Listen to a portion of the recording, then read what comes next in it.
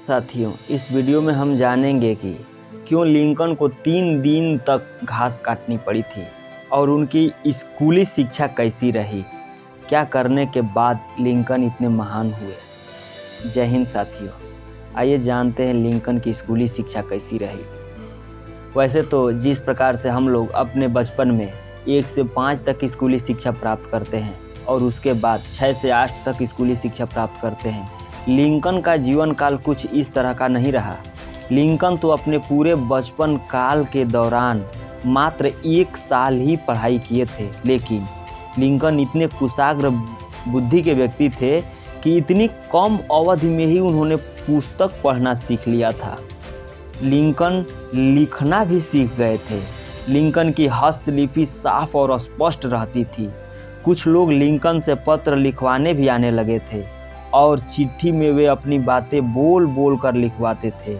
इसके कारण लिंकन को पत्र लेखन भी आ गया। कुछ लोग कहते थे कि लिंकन के हाथ और उनकी लिखावट लिंकन को मशहूर कर देंगे। यद्यपि लिंकन की स्कूली शिक्षा बहुत कम अवधि की रही, लेकिन इतनी ही शिक्षा से लिंकन पुस्तक पढ़ने की कला को सीख गए थे और वे खोज खोज कर पुस्तकें पढ़ने लगे। इस काम में उनकी माँ सारा ने भी उनका बहुत योगदान दिया। सारा जब थॉमस के साथ आई थी तब वह एक छोटा सा वाचनालय भी साथ लाई थी। इसमें सिंदबाद की जहाजी, रॉबिन्सन क्रूसो, बाइबिल, ये सब पुस्तकें थीं। लिंकन ने बिना समय गंवाए इन सभी पुस्तकों को पढ़ डाली, लेकिन उनकी पुस्तकें पढ़ने में रुचि इतनी बढ़ती गई कि वे किताबें खोजने में माहिर हो गए। ऐसा लगता था जैसे कि आग में घी डाला गया हो। कहते हैं कि पुस्तक पढ़ने की जिज्ञासा के चलते एक बार लिंकन अपने पड़ोसी के पड़ोसन जेम्स द्वारा लिखित पुस्तक वाशिंगटन मांग लाए। पड़ोसी ने पुस्तक देते समय चेतावनी दी थी कि पुस्तक खराब नहीं होनी चाहिए, खराब होने पे पुस्तक का पूरा मूल्य चुकाना होगा। पुस्तक पढ़ने के लालच में लिंकन ने हाँ कह दिया। पुस्तक लेकर घर आए, आधी रात तक पढ़ते रहे। जब नींद आने लगी तो पुस्तक को खिड़की में रखकर सो गए। रात में आई अचानक बारिश से पूरी तरह से पुस्तक भीग गई। जब प्रातःकाल लिंकन सोकर उठे तो किताब की हालत देखकर भयभीत हो गए। उन्हें पड़ोसी की चेतावनी याद आ गई। वह डरते डरते पड़ोसी के पास पहुंचे और बोले, क्षमा कीजिए महोदय, मुझसे अपराध हो गया। मेरी मूर्खता के कारण यह पुस्तक पानी में भीग गई। उन्होंने पानी से भीगी पुस्तक वापस करनी चाहिए। पड़ोसी ने वो पुस्तक वापस लेने से इनकार कर दिया। उसने किताब का मूल्य मांगा, लेकिन लिंकन के पास पैसे नहीं थे। उन्होंने पड़ोसी से कहा कि वे मूल्य के बदले उसे मजदूरी करा लें। पुस्तक के मूल्य के बदले लिंकन को अपने पड़ोसी के खेत में 3 दिन तक घास काटनी पड़ी। तब जाकर लिंकन किताब का मूल्य चुका पाए। 3 दिन बाद लिंकन को दोहरी खुशी हुई। एक तो अब किताब उनकी स्वयं की हो गई थी और दूसरे वे पड़ोसी के ऋण से मुक्त हो गए थे।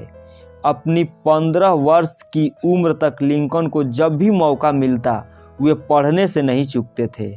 गुणा भाग जोड़ घटाना का काम वे करते रहते थे। महान व्यक्तियों द्वारा बिना किसी सहायता के निरंतर श्रम साध्य प्रयत्नों के समान ही लिंकन का भी प्रयास था। पढ़ाई के शुरुआती वर्षों में लिंकन ने बेंजामिन फ्रैंकलिन की आत्मकथा, वाशिंगटन की जीवनी आदि पुस्तकें पढ़ डाली।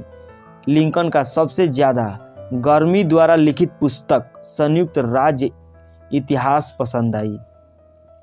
पुस्तक पढ़कर लिंकन के मन में दास प्रथा के प्रति तीव्र घृणा पैदा हुई। इसी में ग्रिम्सा चर्चित पुस्तक दास प्रथा का लालच और आधारहीनता का चरमोत्कर्ष था। लिंकन पुस्तकों के पढ़ाई के साथ साथ रोजी रोटी के लिए भी मेहनत मजदूरी करते थे। खेती का काम, मकान बनाने का काम, लकड़ी काटने का काम, घोड़ों की देखभाल, चौकीदारी, इन सभी तरह का काम लिंकन करते थे। लेकिन इसी बीच वो अपनी पढ़ाई को कभी बंद नहीं किए थे। लिंकन इतने मेहनती बालक थे। दोस्तों, इस कहानी से हमें यही सीख मिलती है कि इस तरह का बचपन होने के बाद भी लिंकन जब अपने लक्ष्य को कभी अपने दिमाग से हटने नहीं दिए, अपने मनोभाव को कभी कम नहीं होने दिए, तो फिर हम तो कहीं बेहतर हैं। हम क्यों अपने लक्ष्य को खोएंगे?